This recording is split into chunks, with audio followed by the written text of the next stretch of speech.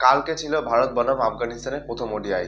প্রথমে কিন্তু খেলা বৃষ্টির জন্য অনেকক্ষণ বন্ধ ছিল, তারপর খেলা শুরু হতে হতে বিকাল হয়ে যায়।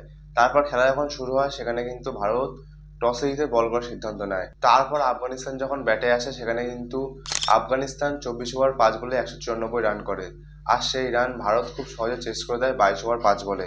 আফগানিস্তানের যদি আমরা ব্যাটিং দেখি সেখানে কিন্তু গুরবাজ একাই 51 বলে 102 রান করেছে। আর আফগানিস্তানের কোনো ব্যাটসম্যান খেলতে পারেনি। আফগানিস্তানের উইকেট প্রথমে কিন্তু খুব তাড়াতাড়ি পড়ে যাচ্ছিল, মনে হচ্ছিল আফগানিস্তান দেশও করতে পারবে না। কিন্তু গুরবাজের ঝোড়ো ইনিংসে আফগানিস্তান একটা সম্মানজনক রানে চলে গেছিল, কিন্তু 9 রান রেট হয়ে গেছিল। তারপর গুরবাজ আউট হয়ে যাওয়ায় আফগানিস্তানের রান আবার কমে যায়। এই যে আপনারা স্ক্রিনে দেখতে পাচ্ছেন যে উপরে খালি গুরবাজই রান আছে, আর তারপরে নিচে কোনো ব্যাটসম্যান কেউ সাথ দেয়নি। সবাই আউটের পর আউটই হয়ে গেছে, কেউ 30 ওভার রান করতে পারেনি। আর যদি আমরা ভারতের ব্যাটিং এর কথা বলি সেখানে কিন্তু রোহিত শর্মা প্রথমে হেভি খেলছিল, দুটো চার একটা 6 মিলে 16 বলে 16 রান করেছিল। কিন্তু তারপরে একটা ভুল সিদ্ধান্তে শুভমান গিল বললো রান নাও, তারপর নিজেই গিয়ে থেমে গেল, তার রোহিত শর্মা আউট হয়ে যায়। এর আগেও একবার 2024 টি-20 বিশ্বকাপের আগে আফগানিস্তানের সাথেই এই শুভমান গিল রোহিত শর্মা টি-20-তে আউট হয়ে গেছিল। শুভমান গিল কল দিল আসো, রোহিত শর্মা দৌড়ালো, সে দৌড়ালো না, সে রোহিত শর্মা আউট হয়ে গেছিল, কারণ রোহিত শর্মা ক্যাপ্টেন ছিল টি-20। এখন সময় বদলে গেছে, এখন শুভমান গিল ক্যাপ্টেন ওডিআই টেস্টের, আর টি-20 ক্যাপ্টেন শেষে, আর রোহিত শর্মা কোনো ক্যাপ্টেন নেই, বাজেভাবে আউট হয়ে গেছে।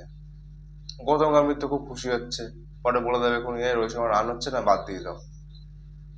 এটাই তো চাই, রোহিত শর্মাকে আর আগের রোহিত শর্মা দেখা যায় না, চুপচাপ আসে, চুপচাপ খেলে চলে যায়। বিরাট কোহলিও ছিল না। রোহিত শর্মা যদি চুপচাপ করে বলে না, মেনে নেয় যে আমি আর খেলবো না, আমাকে বসিয়ে দাও, গৌতম গম্ভীর খুব খুশি হবে, রাতারাতি দেখবা অন্য প্লেয়ার নিয়ে এসছে। আগের দিন রোহিত শর্মা ওপেনার হিসাবে 16,000 রান পূরণ করেছেন, তিনি প্রথম। এর আগে কোনো ওপেনার ওপেনিংয়ে 16,000 রান করেননি।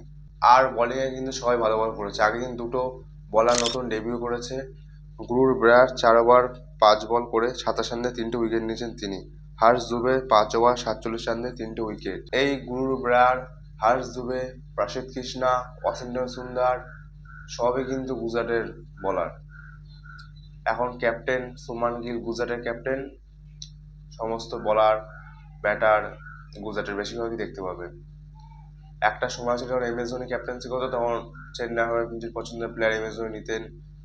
যখন রোহিত শর্মা ছিল, বিরাট কোহলি ছিল, তখন তার পছন্দের, বিরাট কোহলির সময় এরকম পছন্দের প্লেয়ার দেখতে পাইনি। বিরাট কোহলি মানে আগে যা ছিল সেই প্লেয়ার নিয়ে চালাতেন। তো রোহিত শর্মা যখন আসলো তখন সূর্যকুমার যাদবকে নিয়ে এসেছিল, তিলক বর্মাকে নিয়ে এসেছিল, ঠিক আছে। আর এখন শুভমান গিল তো একদম প্রথমে ক্যাপ্টেন হতে না হতেই একদম সব নিয়ে চলে এসছে, মানে লবিবাজি চলতেই থাকবে, থামাথামি সিন নেই।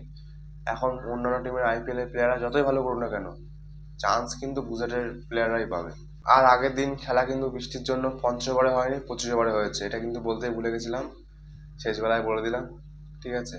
আগের দিন যে রোহিত শর্মা এরকম বাজেভাবে আউট হয়ে গেছে সেখানে দোষ কাটছিল, শুভমান গিল কি রানটা নিতে পারতো? ফালতু এরকম হাফ ক্রিজে গিয়ে আবার রিটার্ন করে আসলো, সেখানে রোহিত শর্মা আউট হয়ে গেল। এটা কি ভুল ছিল শুভমান গিলের? কি মনে হয় আপনার? যে কমেন্টে অবশ্যই জানাবেন।